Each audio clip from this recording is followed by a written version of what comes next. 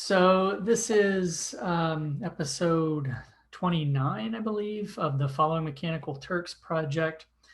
What we're going to be doing is going over the conclusion and the discussion. Nathaniel, I guess I'll turn it over to you so we can take a look at the discussion. Yeah, so I've been sort of piecing this together as we discussed last time, um, sort of figuring out what to not necessarily what to highlight from the findings section, but kind of what to pull out, and then how to sort of work from those findings into a discussion that sort of um, returned us to sort of our sort of larger problem of, or not problem, but sort of research question of how the mechanical Turk is, how it understands what the human is or how it articulates it. Okay, yeah, I've got to find my notes here. Yeah, so the notion that that one of the things that we found, or one of the findings that's interesting, and that was also something that I thought we could discuss too, that how much of the results get, like, did we discuss all the results? Are we pulling out some exemplary results, or sort of how much? Yeah, I mean, I don't think you would do all the results because that would just be sort of like a laundry list of, and to an extent, the results section already kind of goes through and ticks them off. Right. I mean, I think the discussion section, you'd pull out the ones that are worth discussing. Yeah. Yeah. So last time that we discussed that readability, I found to be one of the more compelling ones, in part because of how it, excuse me, how it sort of broke up, right, and then figuring out where to drop in the sort of Polanyi's paradox, right, that these things get broken up into high and low skilled tasks, which is even something that as I return to this moment in the results section, right, that perhaps the most clear result is the conventional distinction between high and low skilled tasks do not necessarily hold on this platform. And trying to sort of see how that basically sort of figure out how to articulate that collapse of high and low skilled in these particular tasks. And then was going to then transition from that discussion of readability to the sort of tight relationship between things like brand awareness and trauma. They were asking for another kind of that were collapsing another kind of distinction potentially, right? And that's what I thought would be a way to kind of structure the discussion section, is juxtaposing the mechanical Turks, what it was sort of jamming together in human intelligence tasks, and how that could be sort of distinguished from other conceptions of human labor or human tasks.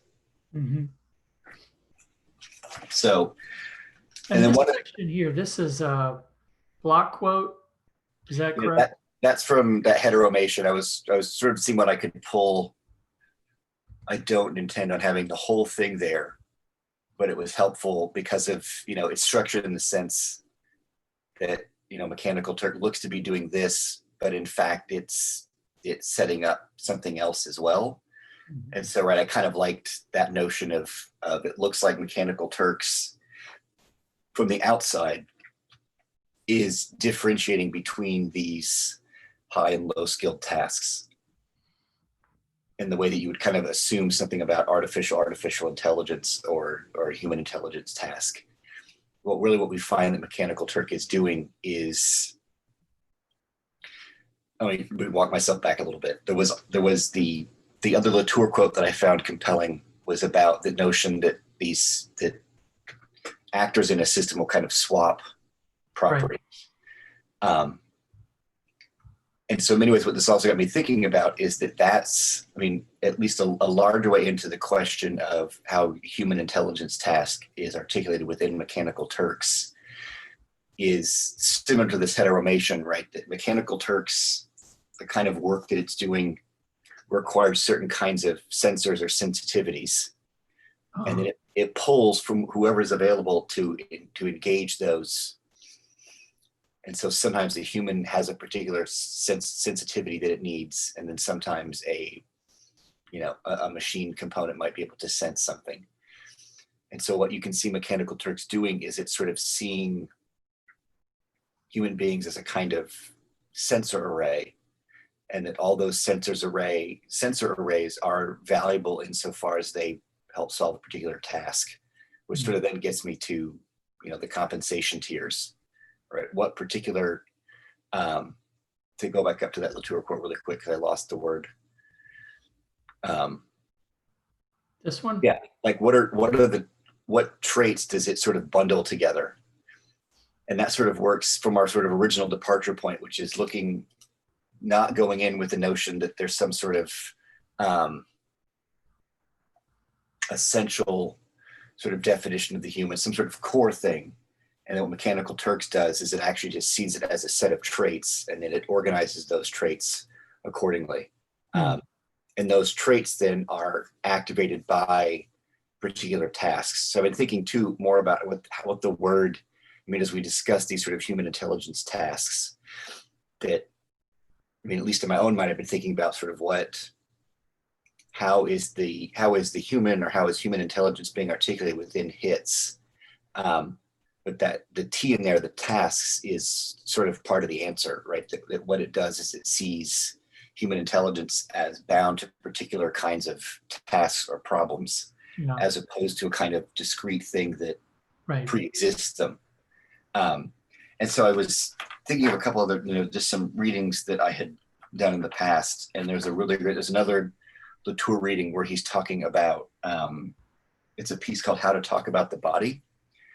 And the example is how people are trained to become perfumers. And they use these kits to sort of, so they become a nose.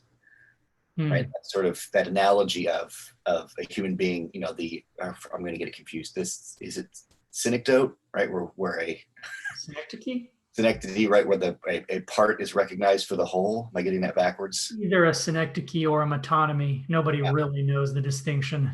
Right, but the idea that the human being is that their nose is brought to bear in a particular task, but it's activated by that task, right? It's not a and so I was kind of thinking of maybe talking about readability a little bit, and the way in which it engages both the ability, the sort of potentially low skilled ability of being able to discern a, boundary object, right? When does this thing end and something else begin? Yeah, or a character.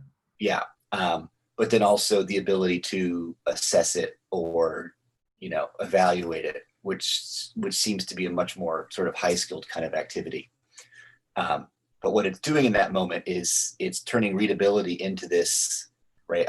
Essentially, what I'm trying to sort of think my way through is the ways in which what Mechanical Turks is describing as readability. How does that relate to something like the way that Latour describes one developing a nose?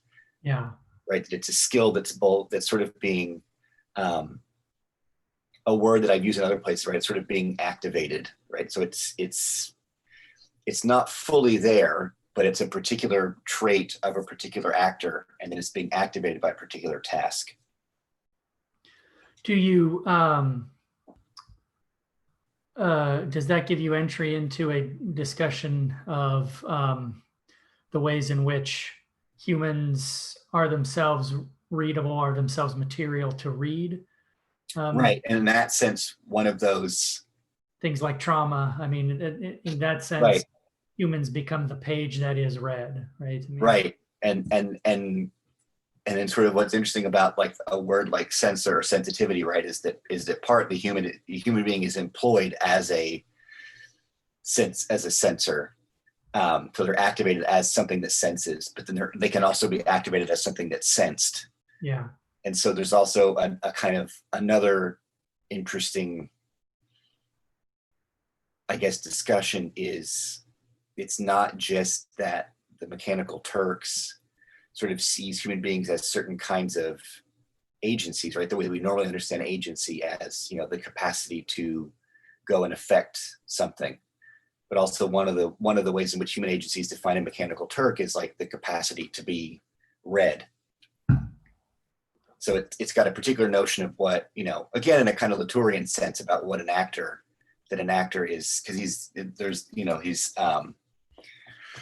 in this piece he writes, to have a body is to learn to be affected, meaning effectuated, moved, put into motion by other entities, human or non-human, right? So there's Yeah. also a sense in which to be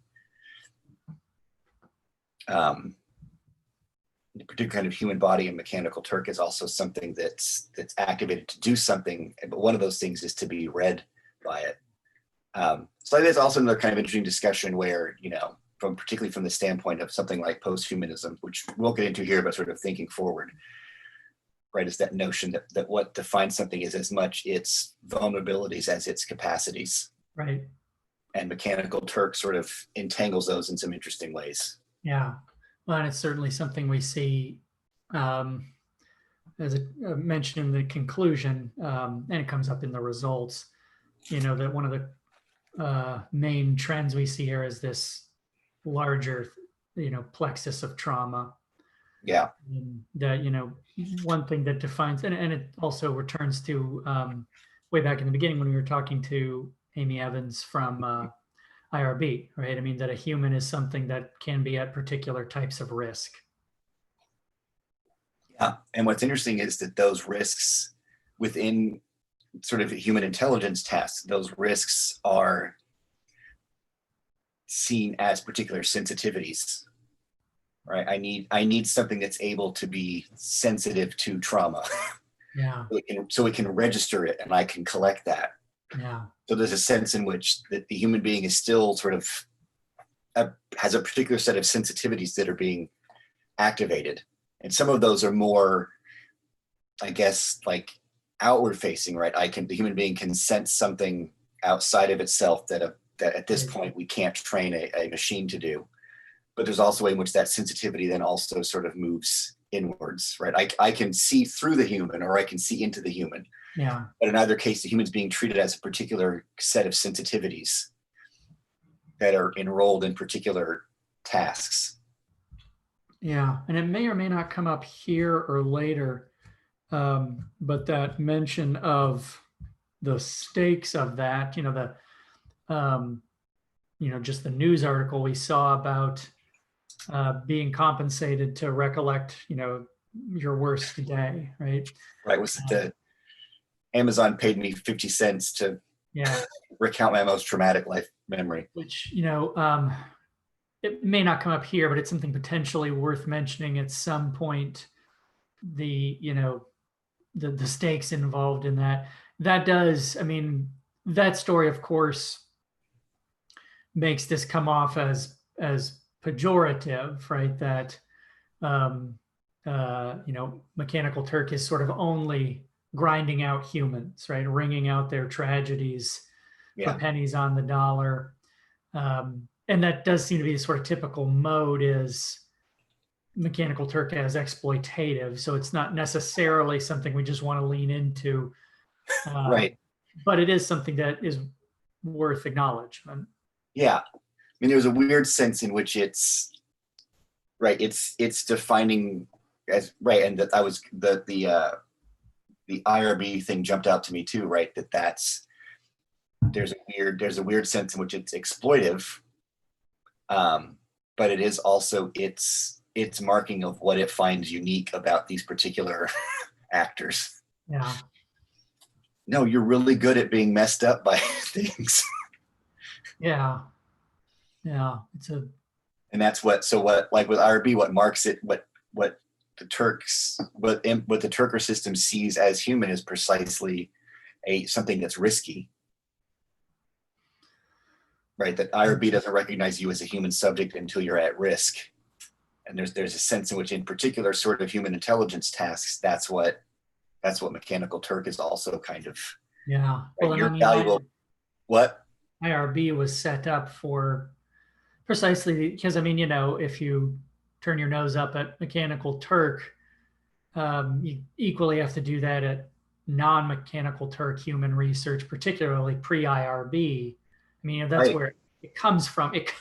IRB comes from Nazi excesses. I mean, literally, it Right. comes from abuses against humans by Nazis. That's largely what fueled the construction of IRB, is to try and purify our research such that it didn't have monstrous collateral damage. So I mean, I guess there's a spectrum there where you can look at Mechanical Turk and say, particularly because IRB protections are not uniformly applied. And that was one of the other things we saw in the results, is that it comes up, but it doesn't uniformly come up, right? Right. So sometimes it's part of an IRB vetted study. Psychology, sociology professors are asking you about trauma sometimes it's not. It's just, talk about your cancer survival rates. Here's 50 cents. Right. Um, It's more of a strange space than a one-sided actor of abuse. right. Yeah. Anywho, So that's what I've been sort of thinking of that as a way through. And then, yeah, readability I think is a useful term, particularly because this is something I keep having to remind myself. If we're approaching this through the lens of rhetoric, and particularly in this first project, looking at the language, right? The concept of readability is something that seems like it would be in our wheel. I mean, what we're doing is right. complicating uh, a term and a concept that's within the ambit of rhetoric. You Yeah. know, Yeah. And really, and that's actually really helpful too, to be kind of thinking about the those more explicit rhetorical,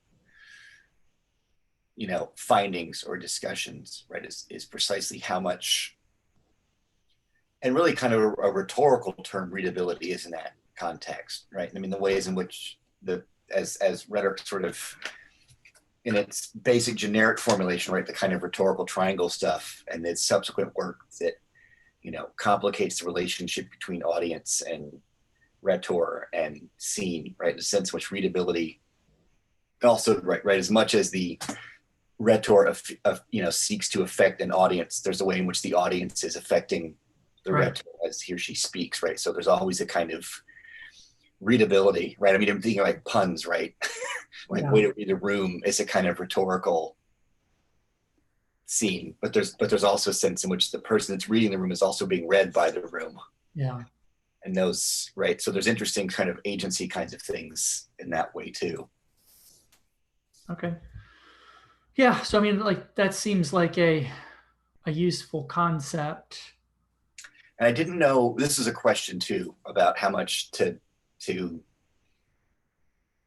how much to do here as opposed to save for other things. But I was in my notes, I made a mention to Tim Ingold, who's an anthropologist that does a lot of stuff with, enskillment and tasks.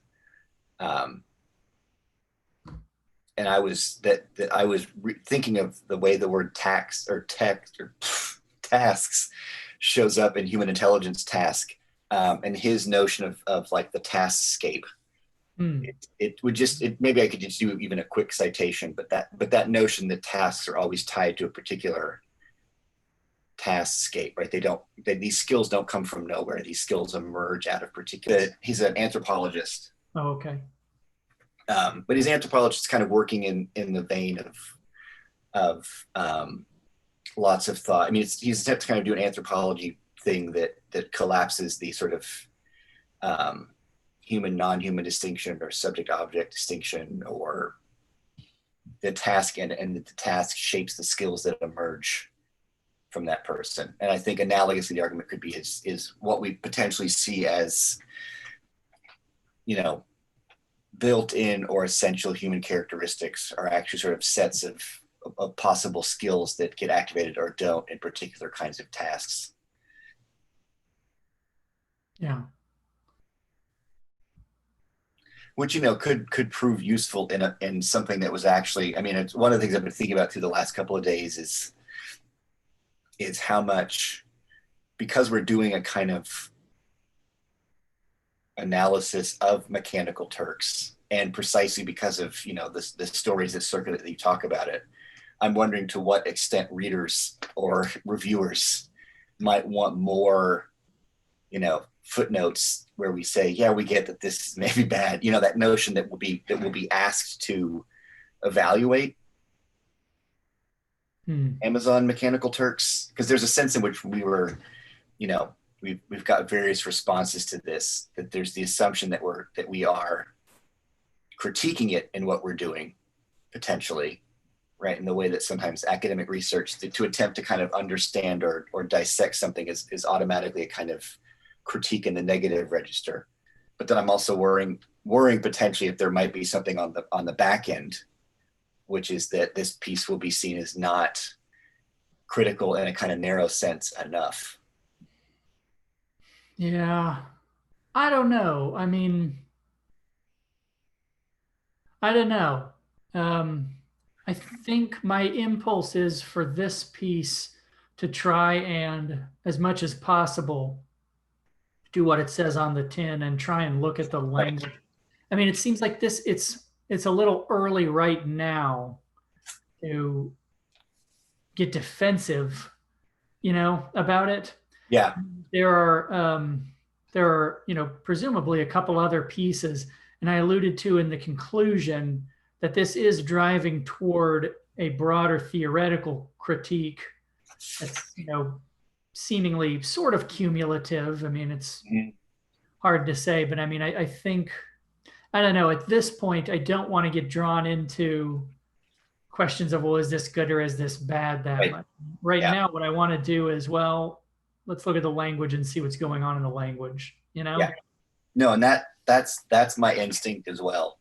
And I think the other if we get to it too quickly, will potentially kind of um, not give up, but complicate our part of our larger thrust, which is a kind of, you know, and in part a kind of rhetorical theoretical engagement with treatments of the human. And one of the things that happens right away, if you go too quickly into that sort of critique mode of Turks, that's oftentimes when you then sneak back in unpacked assumptions about what the human is, right? Yeah, Because that's oftentimes what's used as a kind of critique of Mechanical Turks is it's bad because it's it's violating some sort of humanist precepts. right. So there's also sense too if we go too quickly into that mode, we potentially give up some of the sophistication that it's giving us in terms of being able to talk about larger questions about cultural techniques or post-humanism, right? That any critique at this stage runs the risk of begging the question of what it is that we're actually up to. Yeah, yeah. I mean, I even try and be careful about, when we say things like, high and low skill, that's Right. obviously invoking a sort of presumption there. So, I try and couch that in things like conventionally or, Right. Yeah. that sort of thing. Because in part what we find is that Mechanical Turks doesn't make that distinction here. It sees these Right. as a similar task, and then based on how it's compensated, it actually sees this as within its own framework, highly valuable. Yeah. Well, and that's, I mean, and this does get sort of um, underscored in the conclusion that that's what we see in these kinds of things with, Auteur's use of Polanyi's paradox, that the whole point is that you have high and low, and then this line cuts across those. It Right. re-articulates, well, these aren't high and low. It's things that you can articulate and things that you can't articulate. I mean, Right. Polanyi's paradox is that we know a lot of things that we can't articulate. Right. So our tours, economic use of that is, well, that's the spine of things that can be and can't be automated, because if you can't articulate it fully and well, you can't automate it, because you're essentially having to tell something, every component of here's how you do it. If you don't know that consciously, if you know it in some other way, then your automation of that is always going to be rough. Right. The other one I point to, as is mentioned here briefly, is, the COVID essential inessential axis, right? I mean, Mm. again, it cuts across the seeming conventional distinction of high and low, right? Right. That it's no longer high and low, it's essential, which means you need to be able to maintain society in a state of contagion. right? It's not even a state of crisis. Right. You know, living on the coast, I've been in a lot of states of crisis. Right. Contagion is different, right? I mean, Right. it's one in which we need, we need particular people who can do certain things. Didn't also hit this that hard, but I mean, it's also people who are going to be conscious of contagion states.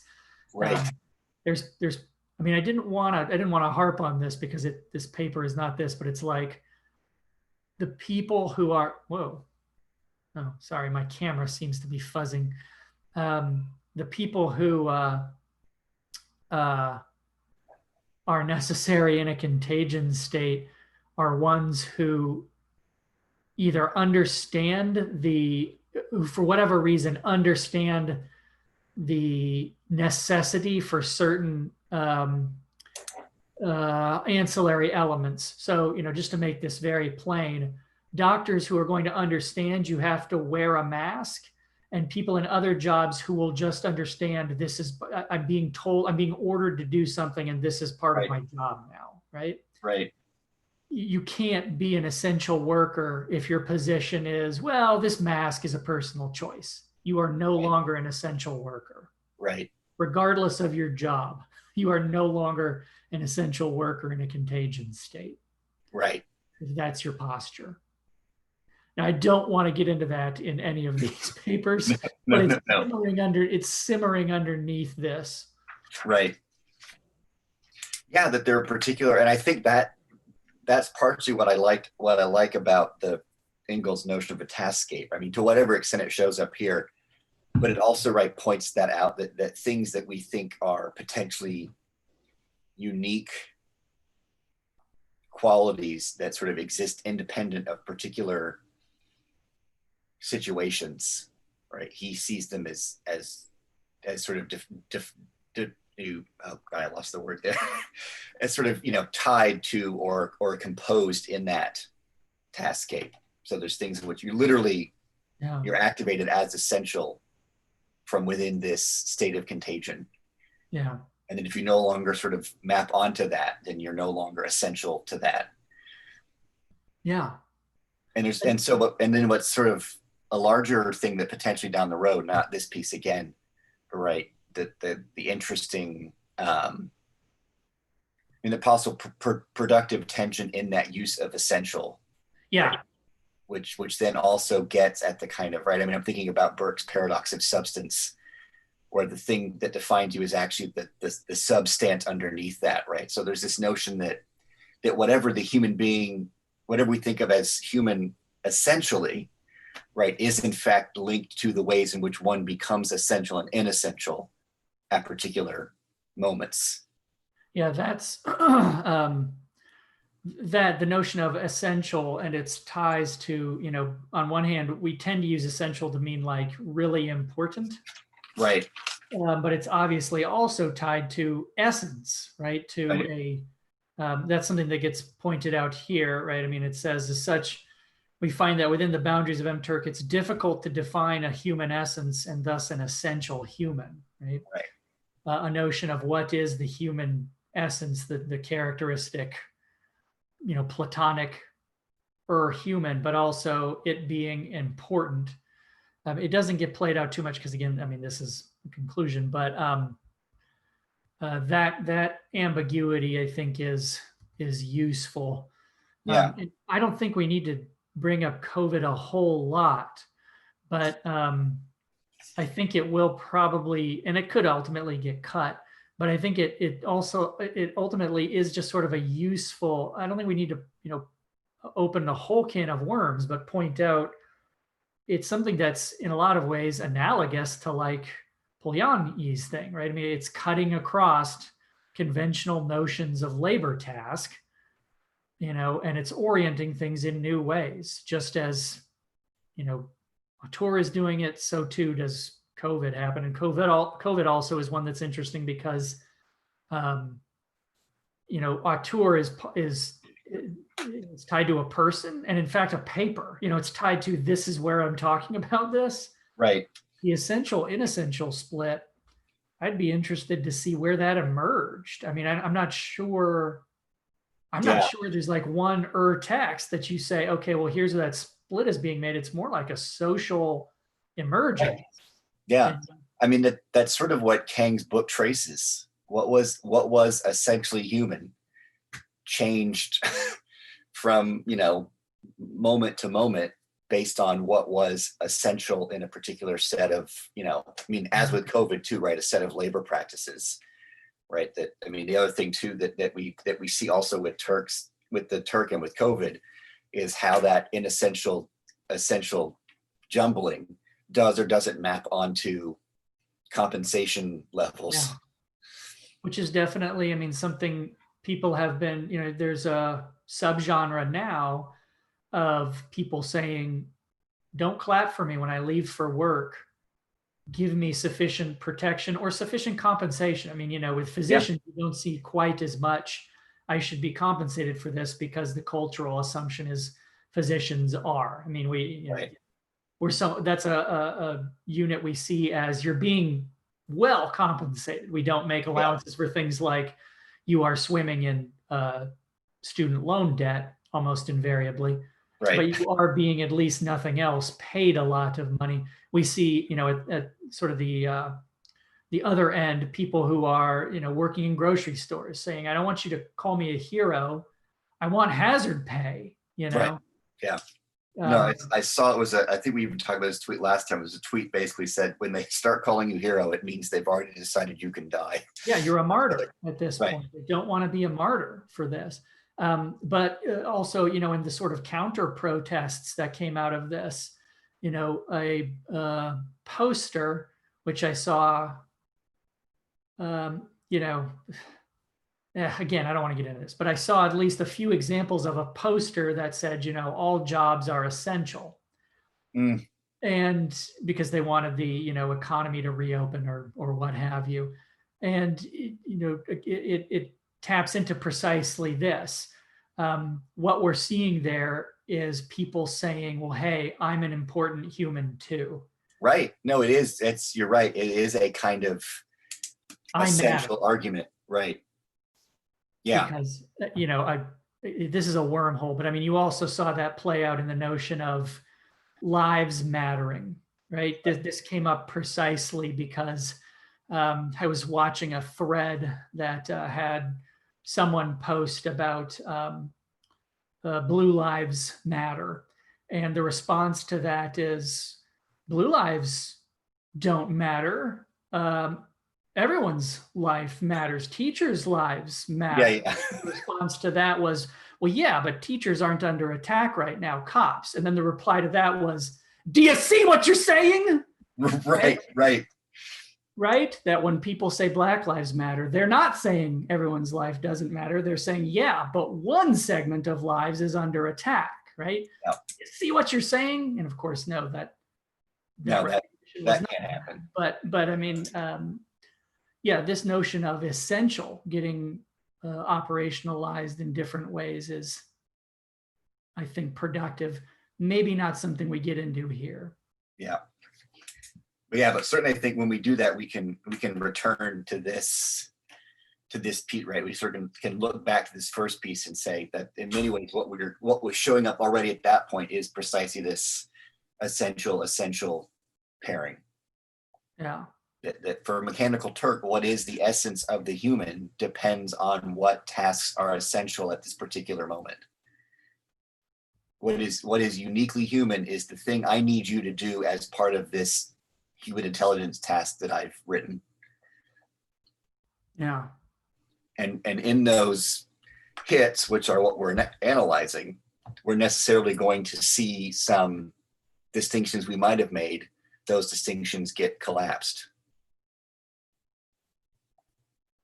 Yeah, I mean, that was something, and that pops out in the conclusion that a lot of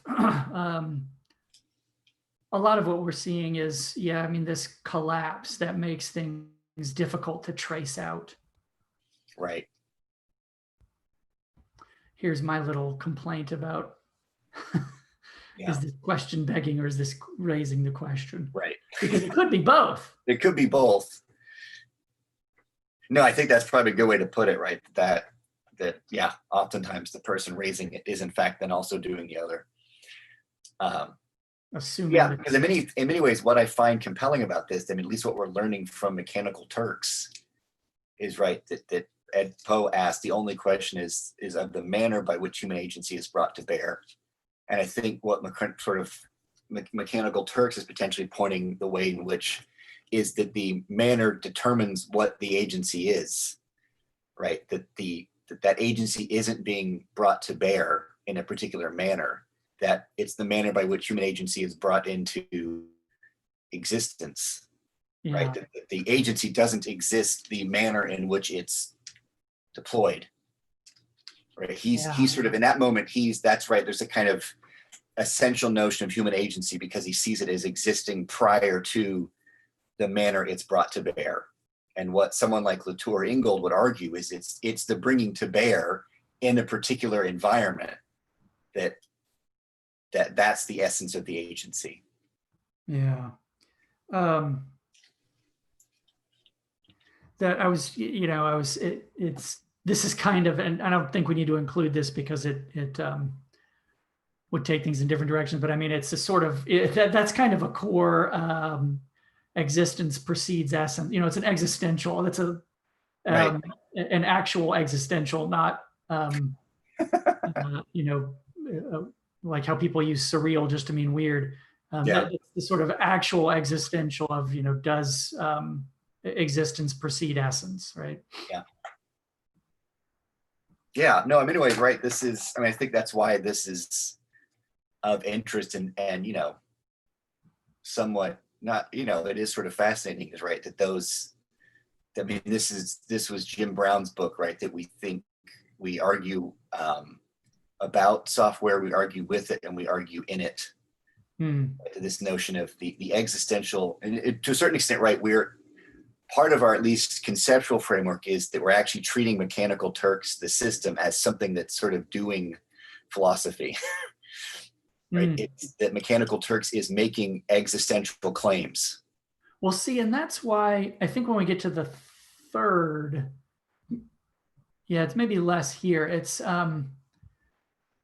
It'll be an interesting question of like, are we using existing thought or philosophy to understand what Mechanical Turks is, or is that inverted such that it constructs new thought, new philosophy, right? Yeah. Because I mean, even I don't think we're doing it here, but I mean, even in a discussion section, right? I mean, there's kind of two primary ways it can go. It's either okay, here are our results. So either our results are explicable through an existing theorem, right? Either we can understand what we're seeing here through something that exists, and essentially then we're working deductively, or we're going the other direction inductively. Here are our results. There's nothing pre-existing that explains them. Therefore, these new observations create, right? They induct new constructs, new theorems. Yeah, no, and I think that sort of was my original way of thinking about this. I mean, that's very much in line with the kind of cultural technique perspective, right? That the concepts are being generated from this medium. So in Yeah. that sense, right, you can't use the human non-human distinction to understand a gate in a farm, right? It's actually the gate that generates the distinction between the human and the non-human, right? That Yeah. it's making, and you can't really, right? It's to use another thing, right? You can't read it. Part of what we're avoiding is we're avoiding trying to read Mechanical Turks only symptomatically, right? We're looking through Mechanical Turks to see what notion of the human it's operating with. Maybe what we want to see is what notion of the human does it generate by within its own operations, right? And oftentimes that sort of symptomatic critical reading is you take the thing in front of you as a symptom of some larger thing behind it. Yeah. Which is also why my own anxiety about whether or not our piece will be critiqued as not being critical enough, because oftentimes if you're then doing that symptomatic reading, you're doing Right. a What is this? diagnostic kind of thing, right? Is this good or bad? And in part, what we're doing is we want to see what concepts it's generating, Right. as opposed to what illness it's a symptom of. Right. Which you could do, right? And you could see it's symptomatic of larger labor trends and the the use of labor and automation, right? It's symptomatic of all that potentially, but there's also a sense in which it's generating new concepts. Yeah. Yeah. Right. Because a lot of critical work is examining something as an artifact of something, an Right. artifact of, historical or cultural or social trends, and therefore the artifact gives us insight into them. There's nothing wrong with that, but it's not the only way to Yeah. proceed, right? To view something as a symbol revealing something else. Um, Okie doke. Um, well, so I mean, I guess just really what remains is just completing this, right? I mean, just Yeah. No, I just need to carve out some freaking time and do it. yeah. Um, so as I mentioned, I pulled together, and you can see this is brief. I mean, the conclusion, as I think it should be, Yeah. the conclusion is brief. Let me see here. Yeah, about 700 words, and it just sort of it hits what where I thought the discussion might go. Yeah. Um, it'll probably need revision as that. Um, Yeah. But in many ways, right, that opening gambit of the conclusion is precisely what I'm trying to flesh out. yeah, and I Right. The mean, human is keenly attuned to issues of trauma. The subject is related to risk.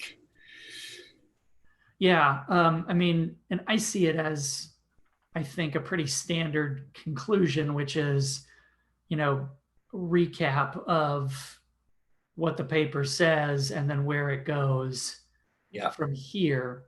Yeah, and so this recap is, here was our goal. We did see particular trends here, right? That, they're attuned to trauma.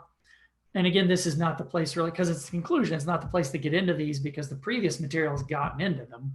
This Right. is just, the reader at this point already knows them. So it's just acknowledging them due to trauma, um, things that can judge relevance, that may or may not remain. And then, I think, I mean, the relevant stuff, because I think that's part of that whole issue of readability, right, is in yeah, part bound up when with there's the low skilled, I forget where it has, right, but that simultaneously you need to be judging the relevance of it while also being able to differentiate it from other background objects. yeah, So we would see relevance, like being able to judge relevance is going to be historically seen as kind of higher skilled, right? You need more background to do that. Whereas being able to differentiate the object is low skilled. But the way that Mechanical Turks talks about relevance, it collapsed those into a single act. yeah, which is this one, human has fine Right. sensory and cognitive faculties that collapse distinction between recognition and evaluation. And Yeah. the rest of this is kind of about that. And then it turns to what we don't necessarily, even when we look at compensation, we don't necessarily see a presumed human machine or machine human partnership that resolves into a hierarchy of machine takes rote task, human takes executive function, right? Higher order cognitive task. We don't really see that. And then this second paragraph, because it's sort of a three-part movement. It says, this collapsing leads to one of its main finding. And this we may revise going forward, but we'll see. An axis that separates humans from non-humans on MTurk is difficult to trace. And then this is a discussion of what we wanted to, and we talked about this last time. What we wanted to find was, as with the COVID essentialism or Auteur's use of Polanyi,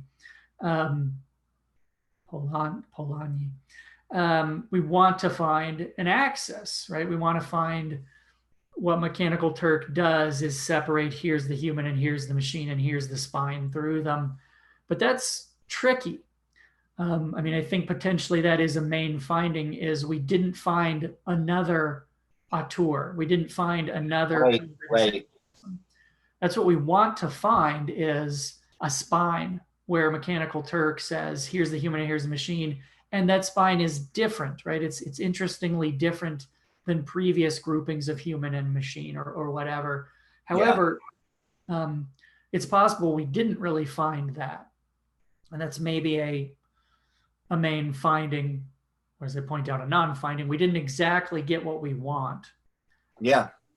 Right. That what we thought we'd find is precisely that. We'd find some inverse of something. Right. Either it inverts it or it carves things up in a new way. A Yeah. bright line that carves things up. Right. I think I removed bright. Oh, This should be in there. yeah, it's a bit maudlin. And so that's kind of what this points out is it doesn't readily, at least from what we found, provide that or parse things. And there are reasons why. I mean, as it says here a little bit later, um, you know, such parsings invoke a durability that MTurk may resist, right? Right. Um, Which sort of makes sense. I mean, that what's sort of, historically resonant is, I mean, that was the whole conundrum around the original Mechanical Turk is we know it's both, yeah, but the cabinet resists being able to parse where the human and the non-human, where that cut actually happens, where one takes over from the other, right? yeah, The cabinet is designed to kind of hide that, right? I mean, that's Poe's whole question. I know there's a human being in there doing something. I want to know where I can find that, yeah. and Well, where there's a clear cut between that, right? But what Mechanical Turks is sort of pointing out is the manner in which human agency is brought to bear is such that it's unclear where the human agency resides. yeah, Right? So in that sense, right, the durability of Mechanical Turk, well, of course, it'll resist that because it doesn't have a kind of essential like, well, whatever's needed for this particular task, that's what yeah. the human intelligence is going to be. This is kind of stitching together what I was seeing in the discussion notes. So, it acknowledges, in a sense, a conventional discussion because it's saying like, so as we saw this, and this, and then this, and this, Yeah. which, it can feel a little at times, heavy handed, but, if we need to revise it, we Yeah. can. Although there are times when I appreciate the structure. No, I think particularly, we have no idea how, I mean, at least when I read pieces like this too, sometimes, they're structured in such a way that you can kind of bounce around from section to section. So oftentimes it bears repeating something across all the sections to make sure that no matter how somebody reads it, they'll get the takeaway. It's kind of like, so you're left with, so what am I supposed to take away from this? And this is Right. Here. This is what you're supposed to take away. Yeah. From this. And so it stitches this up with, as we said, platform doesn't readily present whole persistent humans and whole persistent machines passing discrete information in a Latourian mold. These agents arise from what is required by each hit. Each act produces a plexus of agents, so they're not separate human and non-human camps on MTurk. There are countless ones.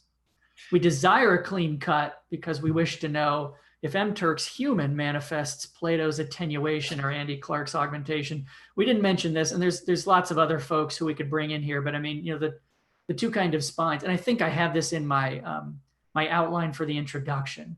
That, it's in there. You can see Plato at one end as, you mentioned in your discussion notes, the human as kind of like a section of turf, right? Right. And it keeps getting eaten away from the edges. It keeps getting nibbled away by new things that machines can do.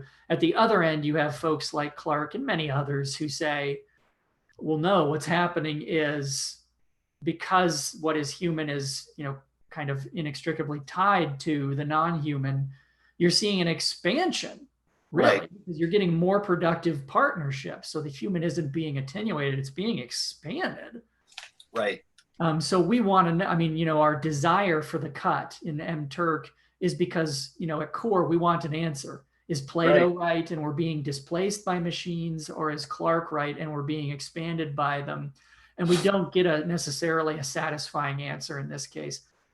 Like Poe, we want to find the mind in the Turk and know its nature, as Kang suggests. The impulse involves interested attempts to demarcate self from other, bound to situational context or even historical context. Right.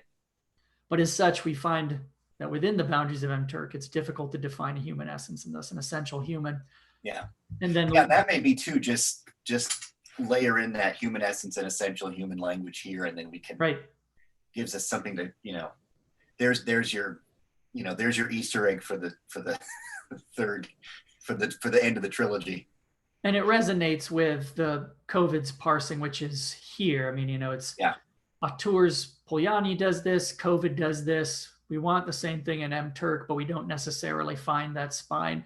It can feel like a cop out, but I don't think it's a cop out because we've been spending a lot of pages pointing out why this is not a cop out. Right. Yeah. Well, because it's part of our finding, right? If you scroll up, I mean, I like you got the language. It's going to be right here. Don't move it. Right. Yeah. They're not separate human and non-human camps on mechanical Turk. There are countless ones. Yeah. I mean, that's kind of in the vein of our, I think in part our kind of theoretical framework that's at work here, right? Is that there's actually, we're not saying that there's no difference between a human and a non-human. There are infinite number of differences.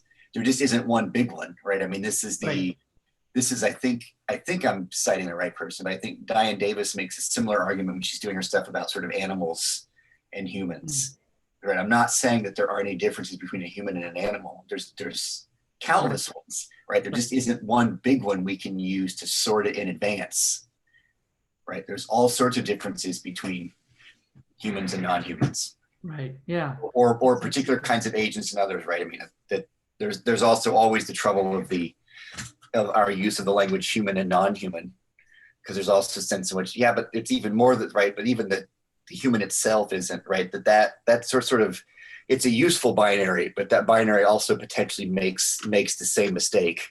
Right. Well, that's something I was kind of struggling with throughout is this uses interchangeably machine and non-human, and to things like the digital. I mean, I don't think that comes up much in here, but algorithms.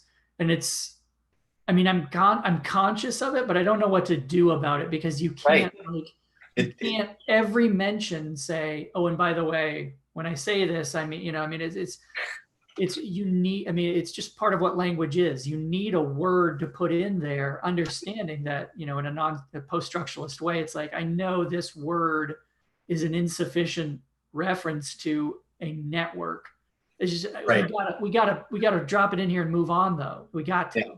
Yeah, I can't just keep putting air quotes. I can't just keep putting air quotes on human the whole time, but let's just assume I am.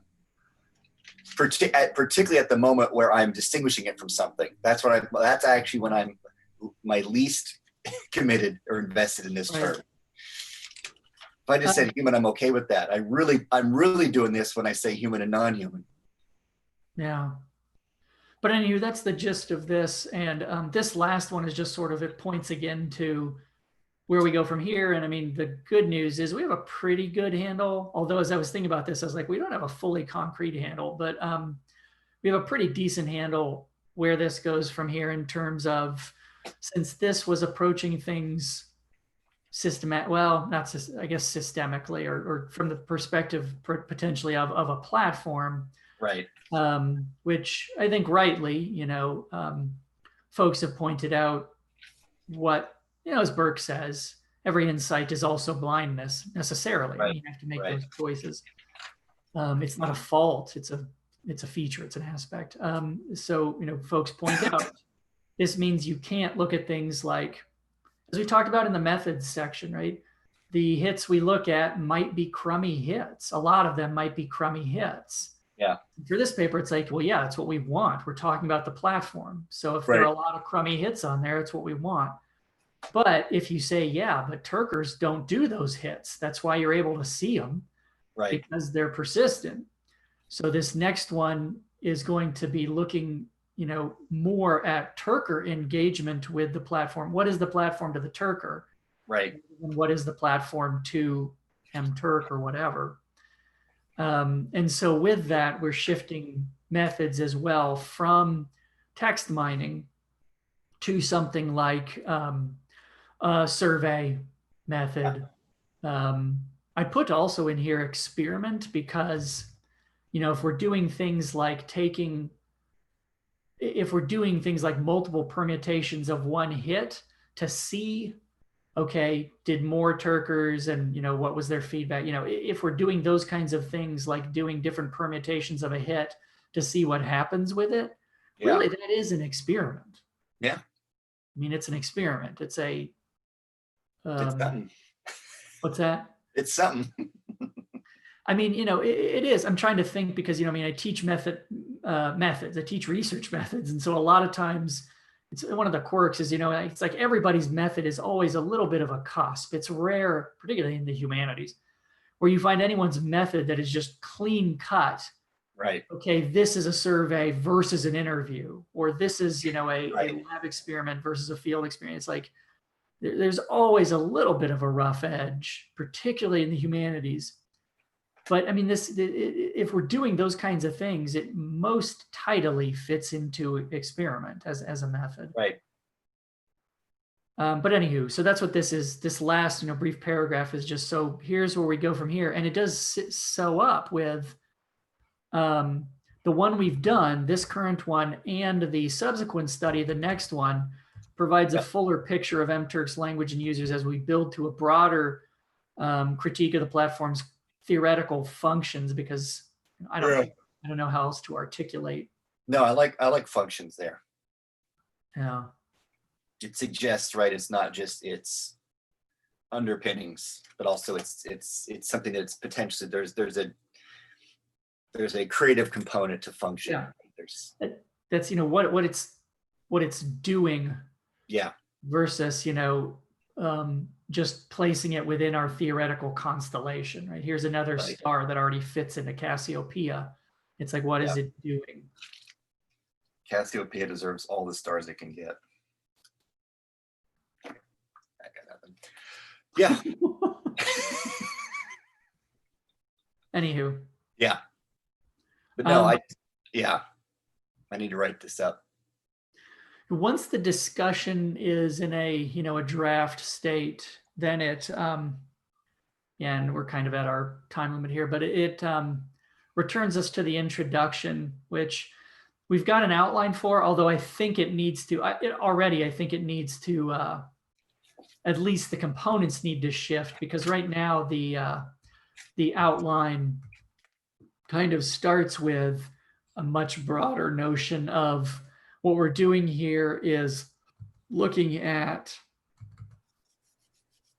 distinctions between the human and the non-human. I think that's at this point it's too broad. I mean, Yeah. generally you do want to start kind of with a broader, here's your entry point to this.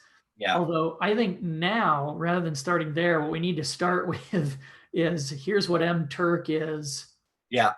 and why it's relevant to discuss. And then we can move into some of these things of the ways in which we want to kind of the groundwork of here's our way in. But I think we probably need to start with here's what mTurk is. Right. Yeah. Well, and I think that fits our approach, right? That's the first thing we have to figure out is how's this thing working? Yeah. And so here's, um, here's what Amazon's mTurk is. Here's what folks have said about this. Yeah, as a way. So it's like I think it just this kind of stuff at this point needs to be restructured. Mm-hmm. And I don't know if it's all going to get in there or what, but we can do that once the discussion is Ready. solidified. Okay. Okie doke. Well, I will get to work. Um, guess that's it. I was hoping to have a full draft of this by the end of the summer. Seems like that might be pushing it. Yeah, I'll start cracking on this. So yeah, because I'd like to at least have it in draft shape before whatever happens this semester happens. Right. I mean, that's the thing. That's the But you know, sort of damn. admin work as it is, my fall semester started a couple months ago. Yeah. Yeah. I was, I was talking with Deanna about this. I was sort of like, man, I know everybody's thinking about this. I know everyone's game planning this, but it's like this whole house of cards, man. Oh So, yeah. No, it is. I mean, I won't be shocked by anything. well, our public school has now, because they had this whole rotational schedule of, students will be there for a week and then off 2 weeks, and then they'll be, and, Yeah, me as, a background in admin, particularly, you know, tech admin, yeah, where, and, this is kind of one thing that I think distinguished me and David Blakesley, our friend and colleague and former mentor, David, probably current mentor, David Blakesley, is he is very much a tech enthusiast. right. And I am more of a tech admin. So, when we would work together on stuff, he would always be on the side of we need to give people maximal capability. So like when we were doing Drupal sites, he was like, turn Yeah, on everything yeah, and let people find their way with what's useful or not. And my position was always no, give them nothing. yeah, Give them nothing because they will it'll just be an endless, complication. yeah, It's like, the people who want more capability will come to you and say, can it do this? And be like, okay, yes, I'll turn that on for you. But it's sort of yeah, the two approaches is the enthusiastic and the sort of administrative no is always the best answer. yeah, And so like, as I'm looking at this, I'm like, we should have, when the summer started, been like, this is it's just too complicated.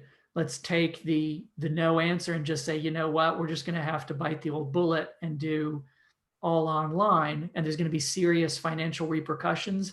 But what we need to spend the summer doing is figuring those out, right. not trying to spend the summer figuring out how are we going to do this.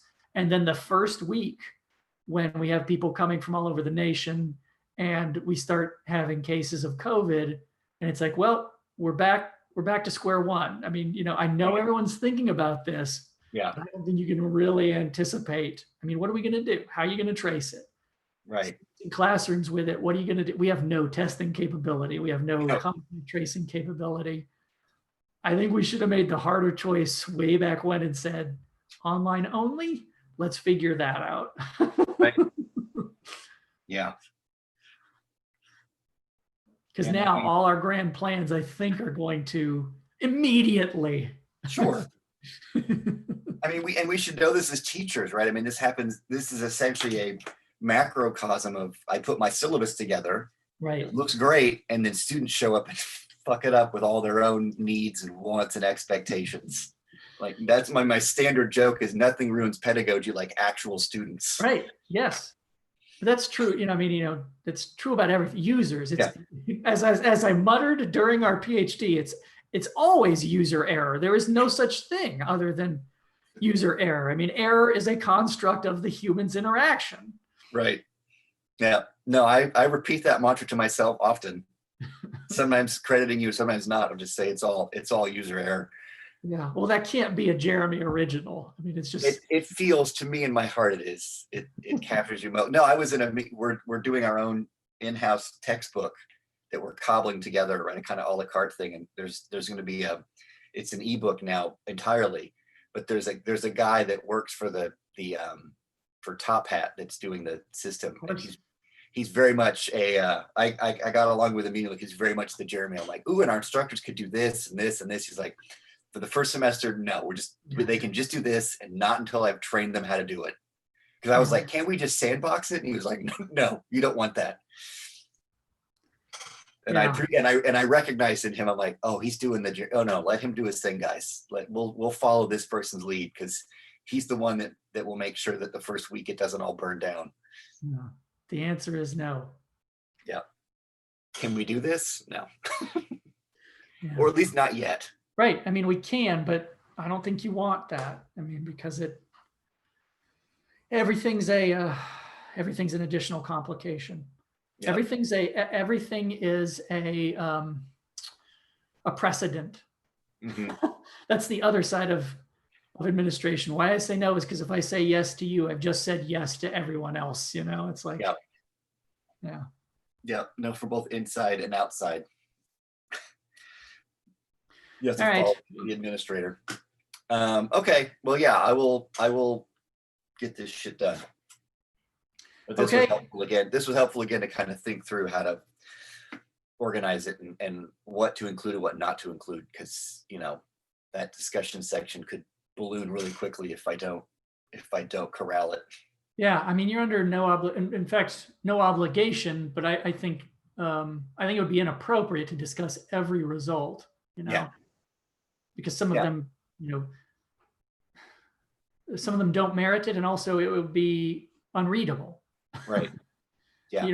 What the discussion section does is give readers a discussion. Here's what this means.